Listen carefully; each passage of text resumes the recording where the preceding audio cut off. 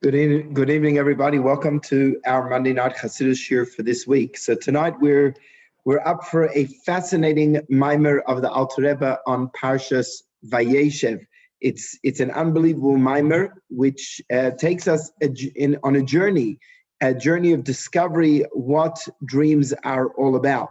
So I'll bring up the picture on the screen, but of the text that you can follow along. But before we launch in, the mimer is about dreams because this parsha is about the biggest dreamer in the Torah. The biggest dreamer in the Torah is, of course, Yosef HaTzadik. Yosef HaTzadik at the beginning of this week's parsha has two dreams. First of all, the dream of the brothers gathering wheat in the field, then the dream of the stars, the moon, and the sun bowing down to him. That's followed up with the interpretations of the dreams of Paroi in next week's parsha, where Yosef, not only that, but at the end of this week's parsha, he interprets the dreams of the chief butler and the chief baker in prison. And then we have the dreams of Paroi. So Yosef is known as the Baal HaChaloimos, the master of the dreams. Yosef is the big dreamer in the Torah. And therefore the Alter Rebbe uses this parsha to explain what dreams are really all about. And it's based on a pasuk.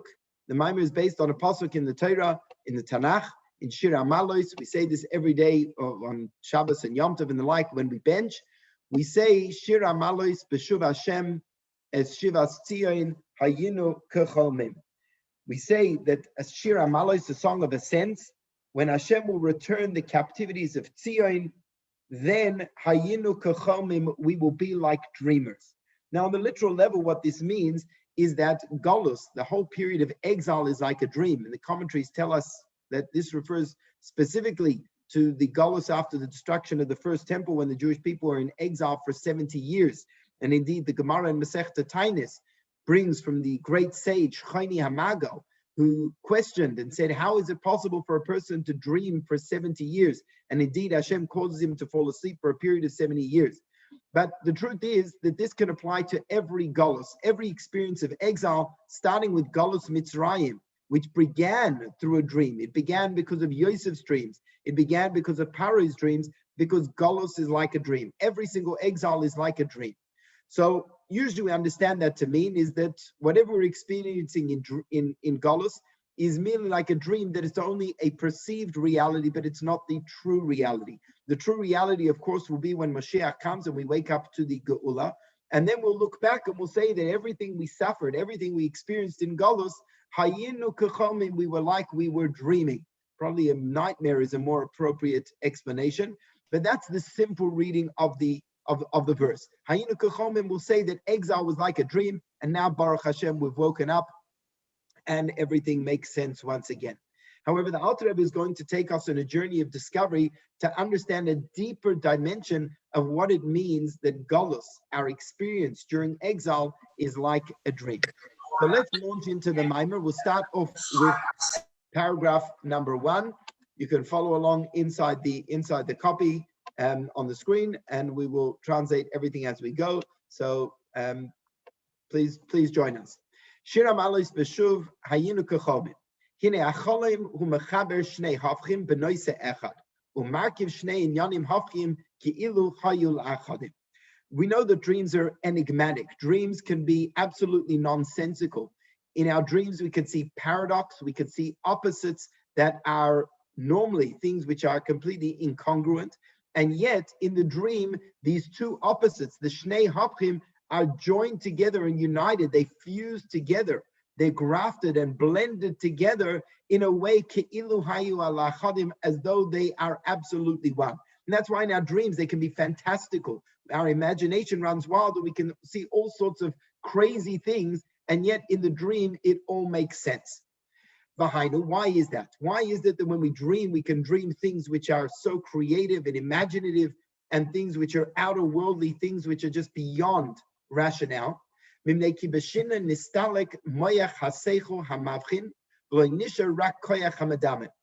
that our mind has multiple parts, multiple layers.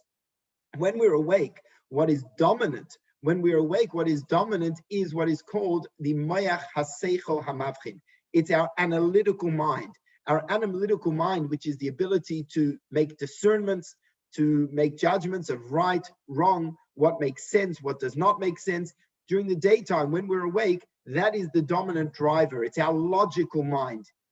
Whereas we also have an imaginative mind, a creative mind, a koyach hamadame. The koyach hamadame means the ability to envisage things, the power of imagination. So when we are awake, what's dominant is the logical mind, but when we go to sleep, the logical mind is nistalic. It becomes withdrawn. It goes away. It goes back into its source. And what's left apparent, what's left revealed, is the koyach of imagination. And that koyach imagination, without the restraints of a logic, is able to conjure up all of the various dreams that we have. Whereas the analytical, logical mind cannot tolerate paradox. The logical mind cannot have two opposite things coexisting. But in the imaginative mind, in the creative mind, we're able to blend together two opposites. And he gives an example that the Rambam brings in the Shmoyne Prakim, like a boat running or flying through the sky.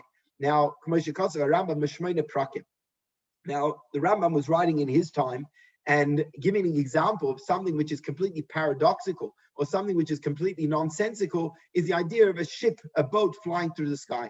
Because boats fly on the water, boats float on the water, and boats don't fly. Now, obviously, in our times, we can understand perhaps what this means, because air travel means that you've got these big, massive structures, boats, that are flying through the sky. But at least from the Rambam's perspective, this was a virtual impossibility. The idea that a boat is in the sky is a complete paradox. And the Rambam gives this an example of the koyach hamadame, how the imagination is able to perceive and think in terms of paradox. So that's why we're asleep. Elsewhere, the Gemara brings an example, or the Rambam brings an example, is an elephant going through the hole of a needle, the eye of a needle, which obviously is an impossibility. And yet in a dream, those impossibilities can make sense. But what happens is, when the person wakes up, we wake up from our dream, all of a sudden that logical mind snaps back into action. It's awakened once more, and once again it restrains and bridles and overpowers the imaginative mind, and it no longer allows our mind, while we're awake, while the logical mind is dominant, we can no longer blend these two opposites together. Because we see with the eye of our mind, with our logic, that these two ideas that we've dreamed about are two opposites, they're paradoxical, and therefore they cannot be united, they cannot be fused, they cannot coexist. So while we were dreaming, there's a paradox, and that paradox makes sense. But as soon as we awake and we recognize the paradox and we say it was just a dream, it was just a dream, and therefore it was nonsensical. And the truth is, it's not nonsensical. It's coming from a different mind. There's the logical mind, which points out the paradox. And then there's the mind of imagination, which does not recognize the paradox. Okay, so let's keep moving on now. Paragraph number 3. So now we can understand why the Tehillim uses dreams for an analogy for Galus. V'kacha inyan begalus. So too with regards to exile, nitzutz elokus benefesh ha'adam, shu b'vchinas shina v'yistalkus hamoichet. What is the logical mind within us, so to speak? It's our godly soul. Every single one of us has a godly spark, a neshama inside of us, and that godly spark sees the truth of reality. And the truth of reality is that all that exists is Hashem, and that all that is of value and importance in this world, in our lives, is to serve Hashem. And when the Beis HaMikdash was standing, and in the times of the Geula, when godliness is revealed and that consciousness of the neshama is expressed within us, we live that reality. But when we are in Golus, Golus is likened to a sleep. And just as when we're asleep, our logical mind becomes withdrawn, so too the influence of the perspective of the godly soul is withdrawn, and that is called histalkus hamoichin, that the intellectual capabilities of the godly soul, which perceive the reality as being godliness, and the only avoid is to serve Hashem, during Galus, that is withdrawn. We're not in touch with it.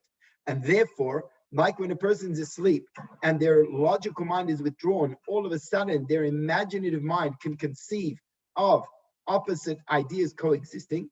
So too, with the absence of the revelation of the neshama within us during Golos, Yacholhu laharkiv beis tvarim hafchim, we can, in our own lives, live a paradox. In our own lives, we can blend two opposite perspectives together in a way like a dream where the two opposites seem to go hand in hand and we're not bothered by any contradiction. So what is that contradiction that we live with in Galus? Lios kol hayoyim tarud b'masu matan ish lebitzoi mikatzeu zepoin elezei chulu. Then what happens is the most of our day, how do we spend our days? We're busy running after our livelihood. We're busy chasing a parnasa. We're busy trying to amass a wealth and accrue wealth and to be financially successful. And when we're in that mode of thinking, what is the reality? The reality of the world is the dollar. The reality of the world is physicality, is gashmi, is parnasa. Hagam, even though shebetfila, in the beginning of the day, before we run out to work, when we stand to daven, ma'orer es ha'ava. During davening is about an emotive experience. It's about connecting to Hashem through ava, v'yira, love, and fear. And during davening, we wake up in the morning, we come to daven, and we can awaken feelings of love of Hashem in our hearts. Until the point that we have such a deep love and desire for Hashem, craving only holiness, that we want to actually strip ourselves away from the garments and physicality of this world, and to cleave to Hashem. And that comes through our hispoinus, our meditations and our reflections during davening, on the different levels of the unification of Hashem, and how the only reality is godliness. The physical and the material is incomparable to Hashem's greatness, and therefore we inflame within us during davening a desire to escape the material, to immerse ourselves in a communion with Hashem. And that's during davening. It's like a bubble in the beginning of the day. Afal Pikein, nonetheless, achar hatfila, as soon as davening is over, we take off our talis and tefillin for the men, we put away our sidurim, and then we go out into the real world. And afterwards, what happens? That love that we experience during davening, that sense of connection and desire to unite with Hashem, seeing only godliness as the true reality, when davening is finished and we get out into the world, that experience of love, it passes by, it goes away, it dissipates. And it's no longer there in our hearts. And then instead, what happens is we go to the very opposite of our experience during davening. And what happens is, all of a sudden, whereas when we were davening, godliness is the only true reality, and material and physicality and parnasa, that is not the real reality. All of a sudden, after davening, when we get into our workspaces, when we get into our business deals, when we get into the boardrooms, all of a sudden, the reality of the world becomes the parnasa, it becomes the gashmis, it becomes the business, and instead, the alter reality was the davening we had in the morning. And that's the paradox that we live with during Golus. The paradox that we live with in Golus is that we have moments of spiritual motivation and inspiration where we want to connect to Hashem, and then we get so caught up in the physicality of the world. And just like when a person dreams, the imagination is able to make sense of a paradox and accept the paradox, that it's all okay. So in our hearts, we imagine that we can somehow integrate or justify or blend these two opposite paradoxical perspectives, that it's all one, it's all fine. But says the Alter Rebbe, the reality is, and this the logical discerning mind would tell us, is that these two are completely opposite realities one to the other. There's the reality of davening, which is that the only thing that exists is elokus, godliness.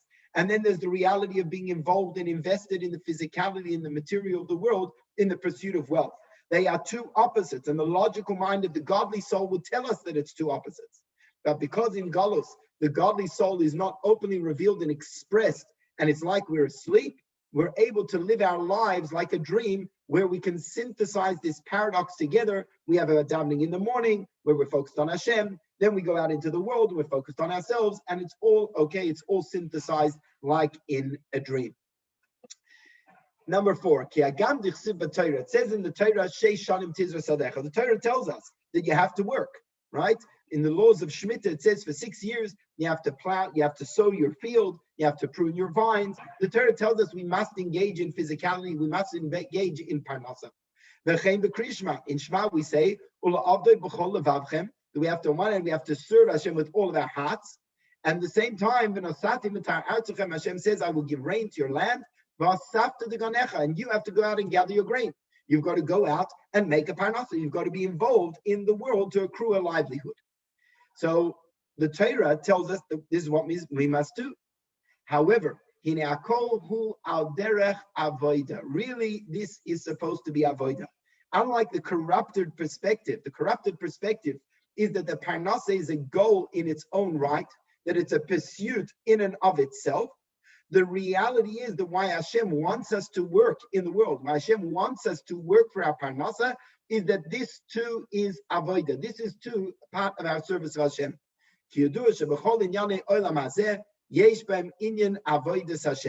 Everything in this world, all of our engagements in the physicality of the world, be it our eating, sleeping, exercising, you name it, parnasa, all of that is for the purpose of avodas Hashem, to serve Hashem. Sheish shanim tizra, as it says, after the 6 years that you sow the field, uvashana hashvius, we come to the 7th year, which is a Shabbos for Hashem. And what is that purpose? Why does Hashem want us to be out involved in the material, in the physical, in parnasa? It's for the purpose of birurim, for elevating the sparks of godliness which are trapped within the physicality of the world. When we engage in the physicality of the world, l'shem shamayim, that in these 6 years of the Shemitah, which parallel the 6 days of the week that we're out there working, that is the time we're engaged in the world to try and to elevate the physicality. And when does that elevation take place? Just like the elevation of all of the sparks that we refine during the 6 days of the week become elevated on Shabbos, so too during the 6 years, all of those sparks of the birurim become elevated in the year of the Shemitah, in the 7th year.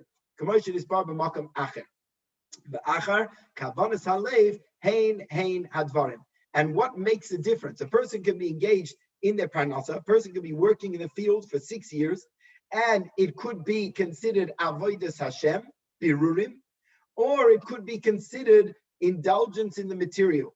What makes that distinction? It depends on the kavanas halev. It depends what is our intention in our hearts. When we engage in physicality, when we are involved in our work, in our parnasa, what are we thinking about? Is the parnasa an ends to itself, a pursuit in and of its own right, or is it merely a way of serving Hashem through birurim?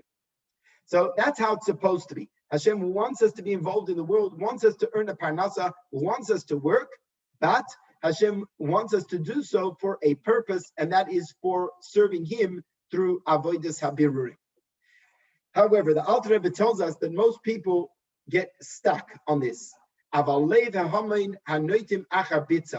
most people, your average Joe, your stam amcha, they are noita achabitzam. We gravitate, because we have an animalistic soul, we have a nefesh of Bahamas, we gravitate after the pursuit of wealth, lahatrif lechem chukam, and the perspective becomes not that this is avodas habirurim, but it becomes about amassing wealth for myself, to earn my income. Kipshutay levavam loy chen yidame belibam loy nachen al pi hakavana haruya.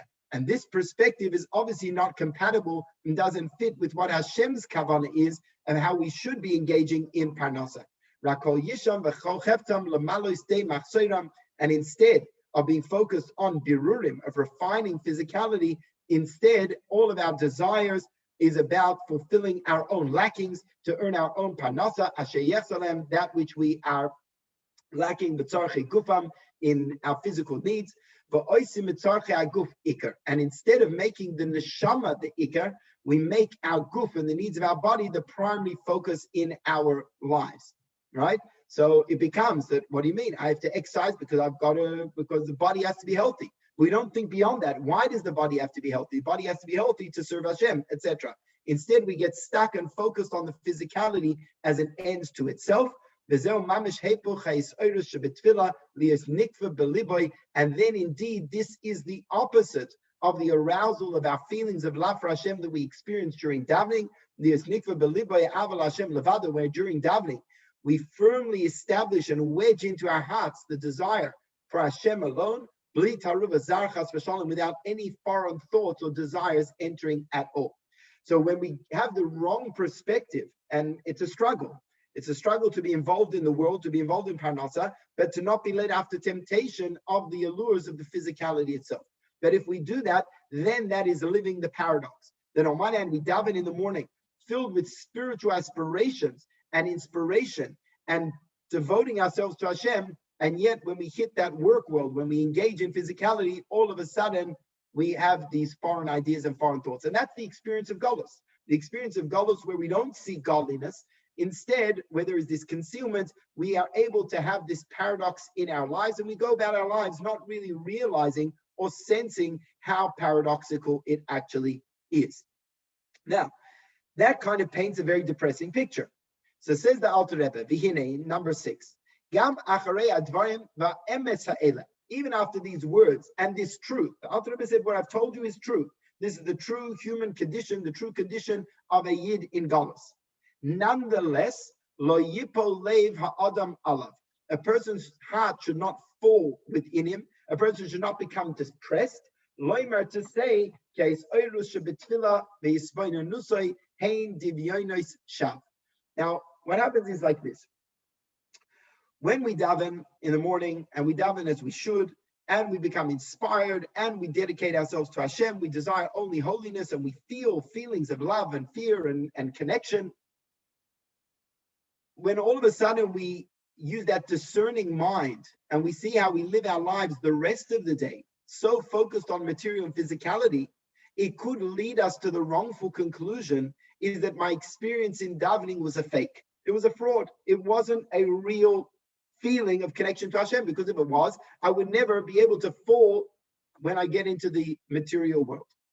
And a person might think, wrongly so, that their feelings of love and arousal during davening is dimyonos shav. It's imagination. You imagined it. Sharehu kamay chalom, because it's like a dream. Shukayach hamadameh, which is like when you dream, you have an imagination. The only reason two opposites can exist in a dream is because it's a dream, because it's an imagination, it's not real. So we might think the same thing, that when we live this dream state of galus, where we, on one hand, we're focused on Hashem, on the other hand, we're focused on the world and focused on ourselves, we might think that these are two opposites, and one must not be true. It must mean that my davening was not a real experience. We see ourselves, how after we finish davening,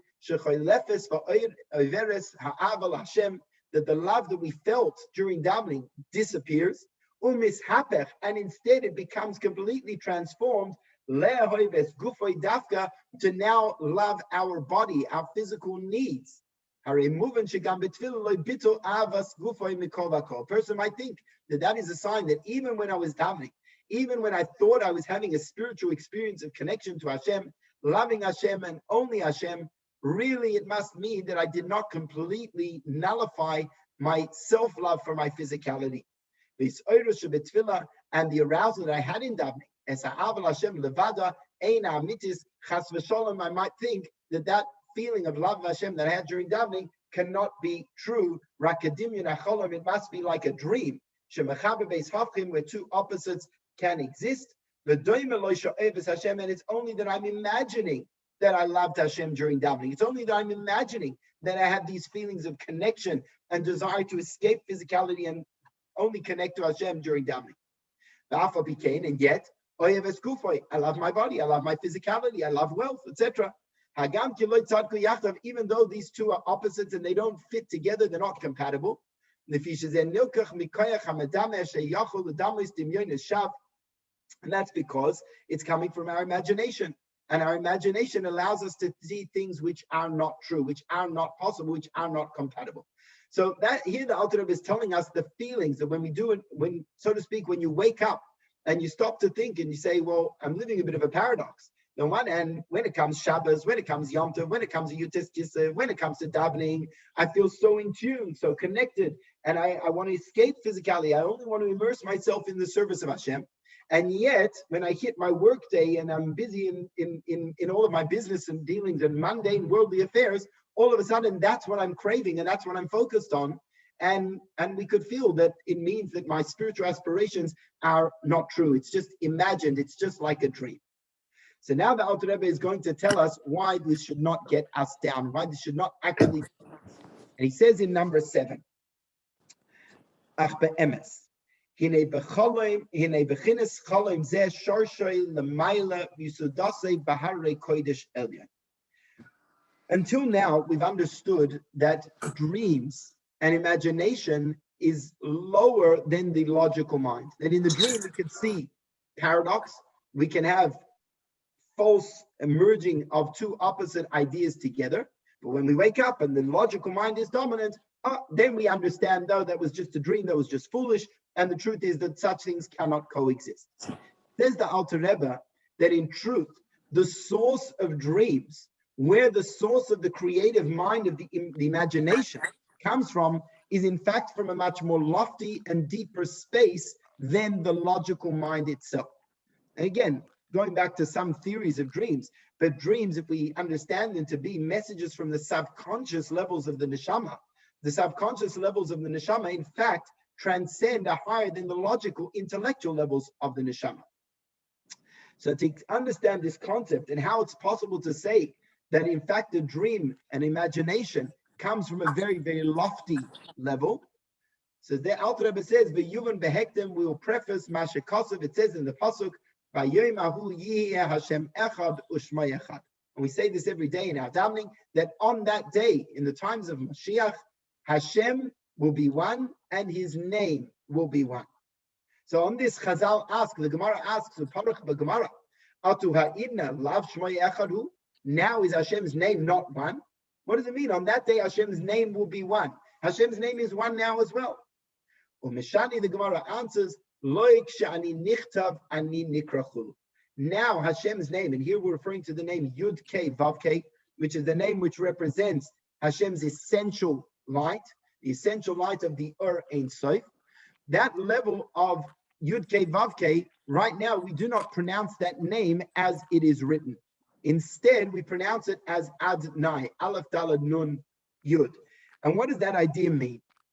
It means that transcendent godliness of Yud Kei Vav Kei, which is how Hashem is completely beyond the worlds, right now that is not revealed. In the times of Golus, that godliness is not revealed. It is hidden, and it is hidden within the lavush, within the garment of the name Adonai, Aleph Dalad Nun Yud. And what does that word mean? Adonai comes from the word Adon, which means a master. That refers to how Hashem is the master of creation. It's godliness within the context of creation, hidden within the natural order. So right now, the way Hashem's name is written, Yud Kei Vav Kei, and the way it's read, Aleph Dalad Nun Yud, is not echad, it's not the same. Because right now, that transcendent level of godliness cannot be revealed within the world. But by Yom Ahu, on that day, in the times of Mashiach, Yeh Hashem Echad U'Shmei Echad, His name will be one. There will no longer be the concealments or the blockages or obstructions, and that transcendent level of godliness of Yud Kei Vav Kei will be revealed down here in this world. Ba'inyan, Ki Shmoi Hu B'chinas Galus. Hashem's name, while we are in Galus, Hashem's name, the name Yud Kei Vav Kei, is in Galus too, is in exile as well. And what is Galus? Galus means that you cannot be revealed and actualize your true self. And so too, the fact that we say Hashem's name, Yud Kei Vav Kei, is in Galus, when you call something, when you read a word, that is its revelation. We cannot reveal the level of Yud Kei Vav Kei nowadays. Rak bilavush v'nartik chulu, it can only come down and be revealed in a garment or in a pouch, so to speak, a concealment. And that concealment is the name Aleph Dalad Nun Yud.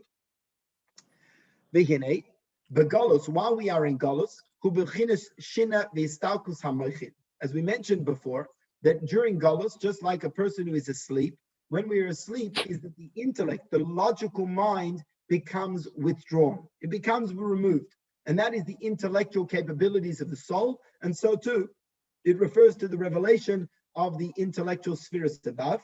And instead, we have tlas klilan chulu. Now, what is that alluding to? That's alluding to the Zohar's description of the fetal position. When the baby is in the womb, we talk about the fetal position. What's the fetal position?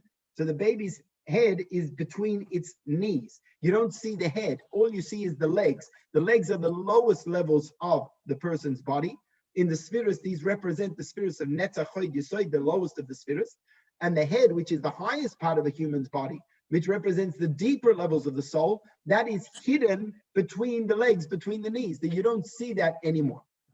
And then what happens is, when we go to sleep, what happens when that godly soul is withdrawn? When we go to sleep at night and the levels of the intellect of the godly soul withdraws back to its source, where does it go? We know that when we go to sleep at night, the neshama goes up above. We say every morning, we thank Hashem for restoring our soul to us. And when we go to sleep at night, we say, Biyavcha Avkid Ruchi, we place our soul into Hashem's hands. So while we are asleep, when the soul becomes withdrawn, when that intellectual levels of the godly soul become withdrawn when we are asleep, it is in fact going up above to draw down vitality for the coming day, to draw down new vitality to the body, and it's drawing down chayim, life, milamaila, from above. But what level does it draw down from? And here we're going to get a little bit Kabbalistic. V'sham hu b'vchinas igulim, she'ein b'hem b'chinas maila umata. So what is this level of igulim? Igulim means circles. Now, there are two different modes which Kabbalah describes of godly revelation. Two different paradigms, if you would, of godly reality. One is known as igulim, circles, and the other is referred to as Yosher. Yosher means straight, like a straight line. So visualize this. You have a straight line. That is one godly reality of godly revelation. That is called Yosher, straight lines. And then you have the level of Igulim, another level of godly reality, which is called circles. Now, what's the difference between them? A line is linear. Linear means there is an order, there's a hierarchy, there's a structure. There is higher and there is lower. There is upper and there is below. So the Yosher, the level of the line represents rationality. Rationality discerns that there's an order, there's a hierarchy, there's a structure, there's higher and there's lower. And it refers to the rational levels of godliness, which is the godliness which comes down into the world. And in the structure of the worlds, there's higher and lower. There is Atzilus, which is a higher godly world. And then there is Asiya, which is the lowest of the worlds. This is like the consciousness of the soul. Just like in the consciousness of the neshama, there is a hierarchy, there's the intellect, the emotions, our actions, etc., etc. So too on this level of Yosher, it's a paradigm which represents a godly reality which is orderly and logical. It is the level of godliness which is limited and defined by the worlds and the natural order. And therefore it's more contracted. It's a contracted light of Hashem. Then we have the level of igulim, circles. What is a circle? Like we said before, a circle has no beginning or end. It has no milo mata, there's no top and there is no bottom. It's something which encompasses everything. If you have a line, either you're on the line or you're off the line. The line is very straight and narrow. A circle is encompassing. It encompasses everything within it. And that really represents levels of godliness which are beyond Chassidishe Parshas, beyond the worlds. They're the encompassing lights of Hashem, like the name Yud-Kei Vav-Kei itself. And on that level, there is no opposites. On the level of Yosher, the line, that's the logical mind. That's the logical levels of godliness where you have paradox. You can have opposites, and opposites can't coexist. But on the level of Igulim, inside that circle can embrace opposites in a way that they do not exist as opposites. And indeed, we say this in our davening on Rosh Hashanah. We say that he is mashve katan v'gadol, that Hashem equalizes great and small, because the distinctions of great and small, big or lesser, spiritual and physical, only exist within the context of a Yosher, only exist within the context of the linear godliness within the worlds.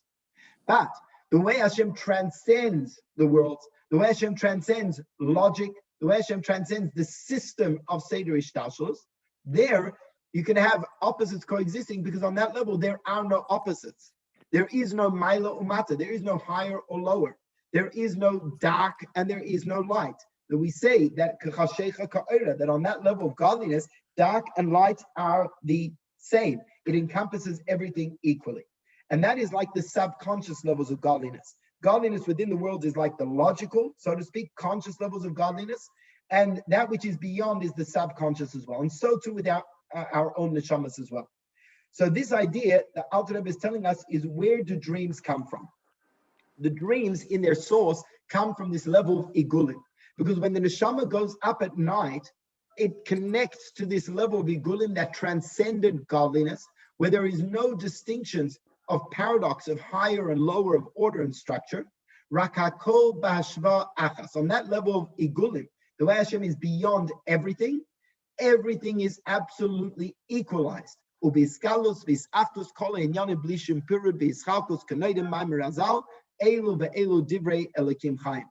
that level, there is no longer distinctions, there is no longer opposites, everything becomes absolutely homogeneous and coexist. And indeed, we say this about the different opinions in the Torah. You can have an argument between Beis Shammai and Beis Hillel. We're coming up to Hanukkah.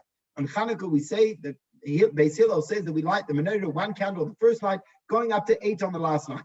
Beis Shammai says, no, we start with 8 and we work our way down to 1. Now, obviously, in terms of halacha, we can only observe one opinion. However, we have a phrase, Elu ve'elu divrei Elokim Chaim. Both these and these are the word of Hashem. And on that level, they're equal. They're paradoxical, they're opposites. Beis Shammai says this, Beis Hillel says this, they're completely different. And yet, on this level of godliness defined by Igulim, the way Hashem is beyond logic, beyond the structure of Seder Ishtalshalos, on that level, there are no opposites. There is no contradiction. There is no paradox. But what happens is as follows. That level of godliness from the Igulim, which the neshama is connecting to when we sleep at night, the neshama is in that reality. Nonetheless, derech kavim, when it comes down into the linear structure of godliness, because that's where we live. Our world is part of that linear structure of godliness of Seder Ishtalshalos. And once you have kavim, what is kavim? Kavim refers to the lines of the spheres. You have, like we discussed last time, you have the right side, which is chesed, the left side is gevura, and the middle is tiferet. All of a sudden, we now have discernment and distinction. This is chesed, this is gevura. And therefore, when this godliness from the level of igulim, where there are no distinctions, where there is no paradox, there is no contradiction, there is no opposites, when that godliness comes down into the Seder Ishtalshalos, derech kavim, through the linear channels of godliness, as yesh yischalkus, then there is division, kav yamin chesed, the right side chesed, the left side gevura, etc. Masha'enken b'chinis igulim, but on the level of igulim, ein sham yischalkus klal. On the level of igulim, not the lines, the linear godliness, but on that encompassing level of godliness, there is no distinction, there is no separation at all. V'sham kol advarim hamispardim lemata mechubarim uklulim yachad. Whereas what we look at in our world as being dvarim mispardim, opposites, separate, divided, chesed, gevura, etc., and they are separate opposite energies. But on the level of igulim, they are all united as one. Those distinctions evaporate because on that level, godliness is beyond all distinctions. And therefore, on the level of igulim, there is no opposites at all. There is no paradox at all. In number 10,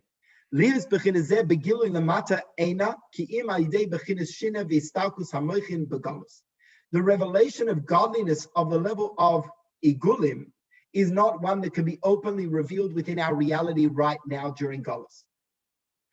Instead, it can only be revealed in a state of shina, in a sleep-like state, where the moichin, where the intellect, that linear perspective of godliness is withdrawn. And on this it says in the pasuk, Albish Shamayim Kadrus Hashem, wears the heavens like blackened pots, like darkness, which means concealment. Shamayim, what is Shamayim? Hey bechinis igulim. Shamayim refers to this level of godliness which is igulim, that encompassing light of God which is beyond the world, beyond distinctions. Hey melubashim bechinis kadrus v'choshech, and that level of Shamayim is enclosed within a veil of darkness, of concealment. To Helen the Hester, because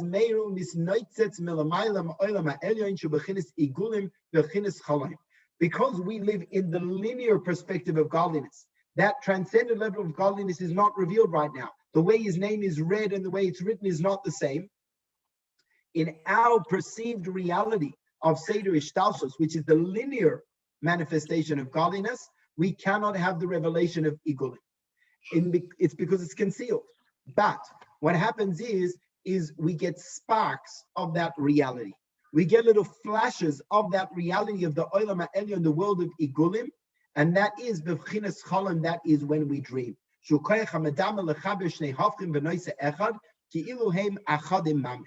And that is why in a dream, we're able to see two opposites in the same thing, like a ship flying through the air, like an elephant going through the hole of a needle.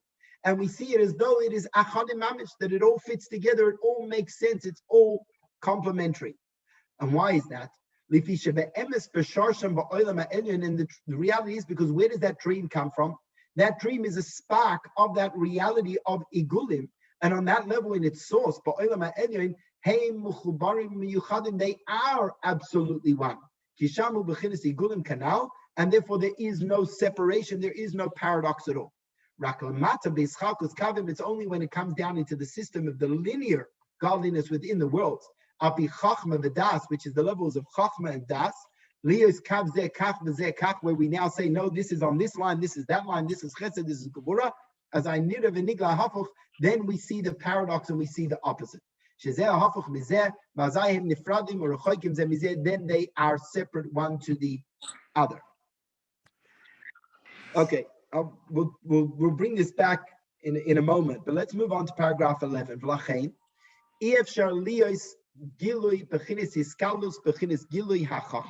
And that is why this level of hiskalulus, this level of the igulim, the circles, where everything is integrated, the way Hashem is beyond all separations, all divisions, all paradoxes, and everything is absolutely equal and unified, that level cannot come down in a way of Gilui HaChachma, Shireshis HaYischalkus HaKavim. That cannot come down within the Seder Hishtalshelus, which begins with the sphere of Chachma, which gives rise to the divisions of the Kavim of right side and left side, etc. The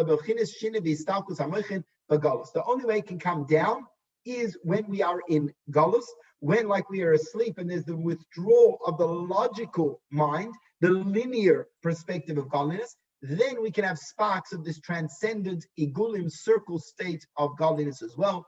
As I misnoted to Meir Ha'ara Elyon, who mistater misalam b'chinas kadus v'choshech, dainu b'chinas istabshus ha'helem, but it comes down in a way of concealment, below b'chinas gilui, not openly revealed, ki ha'gilu b'chinas chachma v'das shu api kavim, because what is revealed is the logical reality. So really to bring it, I want to summarize it with three statements. And what is that? That in a dream there is contradiction, there is paradox, but in the dream, the paradox is okay. We make sense of that paradox, it all fits together, it's all one in the dream.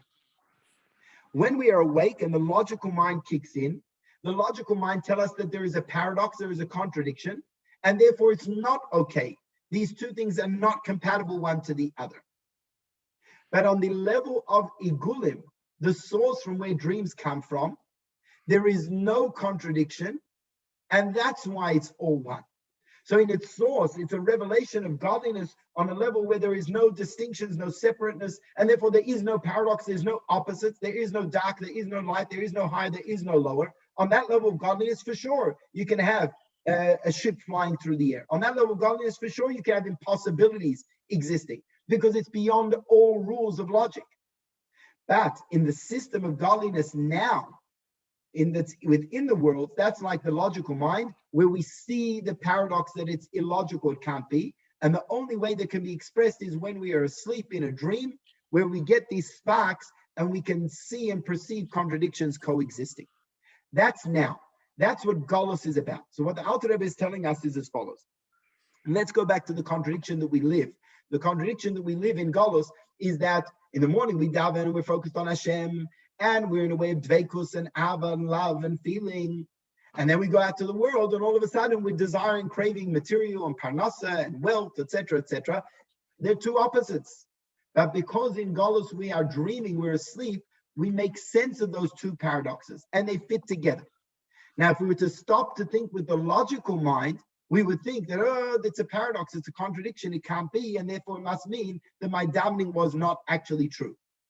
And the answer that the Alter Rebbe has just given us is that the source of this stream of Golus, the reason we feel like this during Golus, is because it's coming from a level of godliness which is beyond distinctions. And therefore it means that they're actually both true. That the davening is real davening. And the love and feelings we had during davening was a real meaningful experience. But it's only now, because we're in Golus, we can only get sparks of that true reality.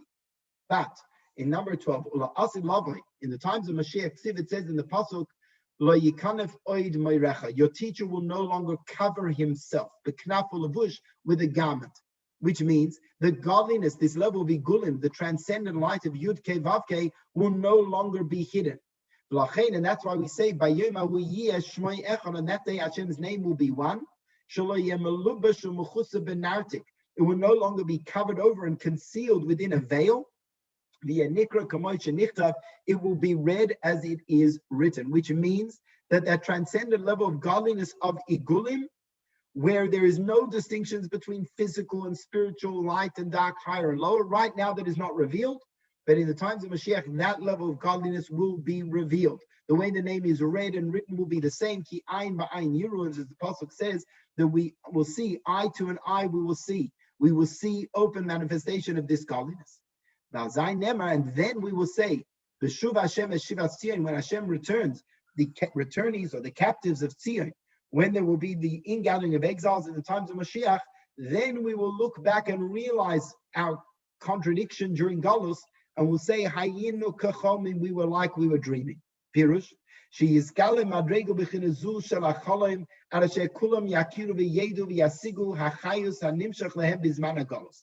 Then we will realize, whereas now we look and we say with our logical mind that we're living a paradox. This dream of Golus, we're seeing two opposite things. Love of Hashem, love of physicality, etc., etc.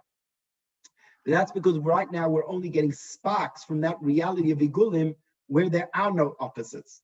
But in the times of Mashiach, when that will be openly revealed, and everyone, Yakiru v'yedu v'yasigu, we will recognize and see and understand the chayas, the godliness that was coming to us in the times of Golus from this level of Igulim. It's coming from the level of Acholim, from a dream. And then we will say, we were like we were dreaming. And now we can understand the greatness of Yaakov and Yosef through dreams, because in addition to Yosef with all of his dreams, Yaakov also had dreams. He dreamt of the ladder ascending to the heavens. They were dreamers. Often we look down, we say someone is a dreamer, but it's a bit like derisive, it's a bit mocking. We say, oh, he's a dreamer. Why? Because he's not living in the real world. He's not living logically. But in fact, says the Alter Rebbe, dreamers in fact are very, very lofty.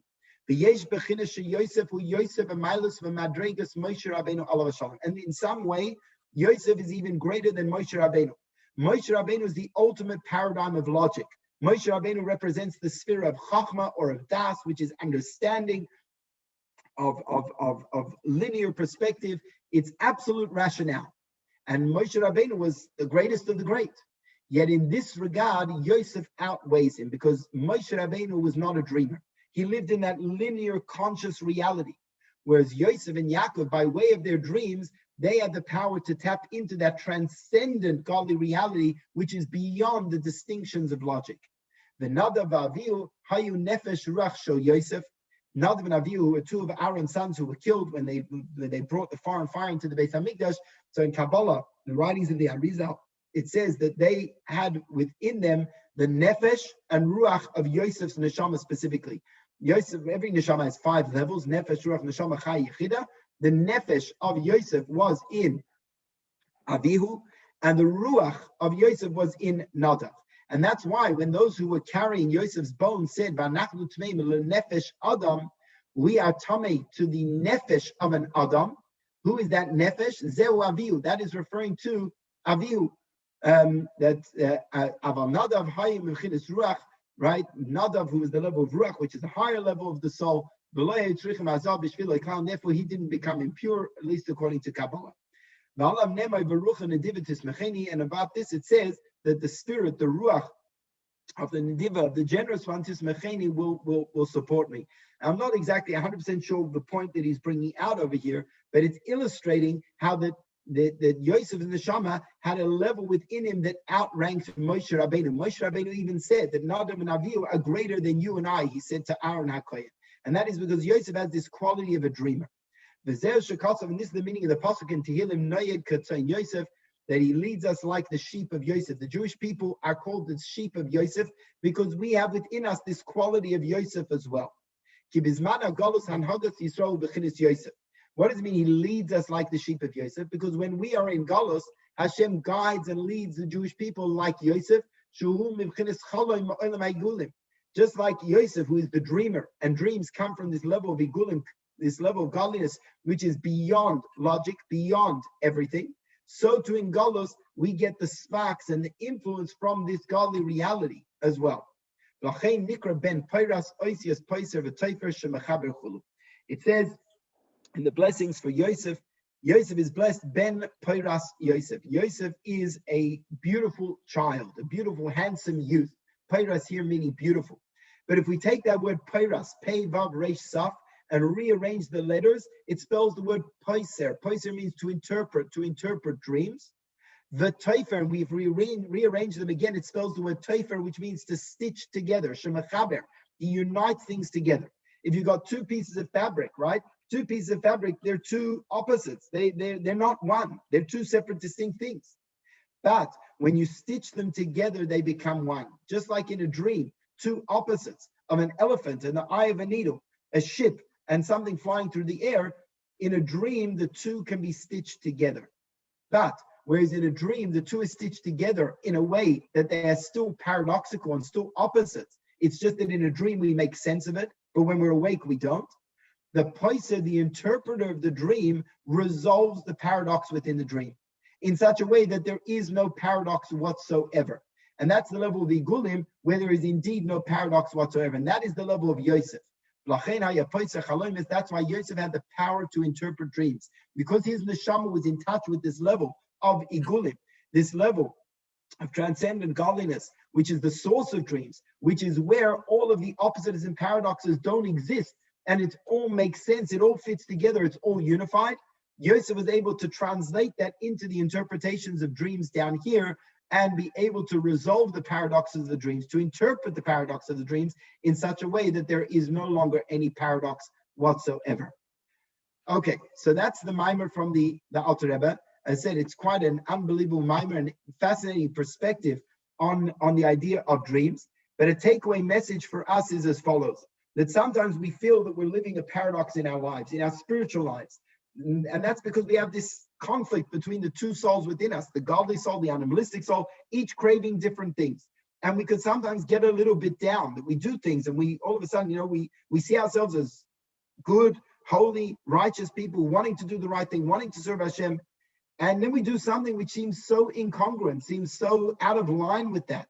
And we feel disgusted by ourselves. We feel upset with ourselves. Or we may feel that we're hypocritical, that really my davening and my holy aspirations is all above myself. It's not real. It can't be real. If one moment later, I'm living a completely different lifestyle. Says the Alter Rebbe, that is the Seder in Galus. That's the way Hashem created us, the Seder in Galus, where there is a paradox. But we should know that in its source, it's actually coming from the level of Igulim. And therefore, right now, we can't make sense of it. And therefore, we jump to conclusions thinking that our davening and our learning and our avodah, etc., was meaningless. But when Mashiach comes and we look back and we'll say, Hayinu kachomim, when there's the revelation of the Igulim, the true perspective of reality, beyond the constructs and distinctions of logical and illogical, impossibility and possibility, when that is revealed, then we'll look back and we'll understand Hayinu kachomim. And knowing that now is a comfort to us as well, that we shouldn't get down, and that even when we do something which seems a little bit incongruous, seems a little bit unbecoming, we just pick ourselves up and we keep going. And we believe that every godly feeling and emotion and conviction that we have is real, is legitimate, it's whole. Right now, it seems like a paradox, but in the future, we'll have Yosef, the interpretation of the dream, which will resolve that paradox, and we'll see how, in fact, there was no paradox at all.